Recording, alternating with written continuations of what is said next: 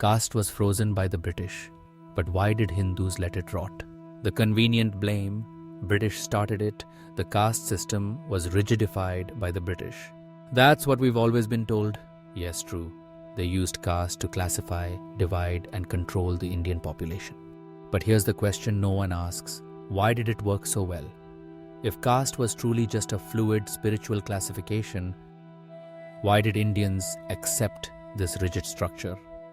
Why was there already a hierarchy in place waiting to be exploited? Before the British, what was India like? Ancient Indian texts spoke of Varna, not Jati. It was a classification based on karma, action, not birth. But over time, this spiritual concept morphed into a hereditary system. By the time the British arrived, temples often denied entry to lower castes. Brahmins controlled knowledge, rituals, and land. Shudras and Dalits were locked out of education, water access, and even basic dignity. So, who benefited from this degeneration? The elite castes. They consolidated power, spiritual, political, and economic. They wrote rules that served their interests. They claimed Shastras justified this order. But which texts truly supported cruelty? Manusmriti? Even if it did, why didn't society rise above it? Why didn't Brahmins rise against this? Brahmins were supposed to be the custodians of knowledge, the teachers, the conscience keepers. Then why didn't they stand up? Some did. But most remained silent. Why? Because knowledge became monopoly. Power needed preservation. Any challenge to caste order meant challenge to privilege. Even under British rule, when society suffered, caste gave some people status, even if it gave others nothing, so they held on to it. Even after 1857, when Indians tried to unite, caste was the biggest hurdle. British noticed this and used it masterfully. Divide and rule worked, because we were already divided. Years of rot. What was the mindset? From 1871 to 1947, every census deepened caste. Every law classified Indians by Jati. Even the Hindu Mahasabha and early Congress leadership had caste bias.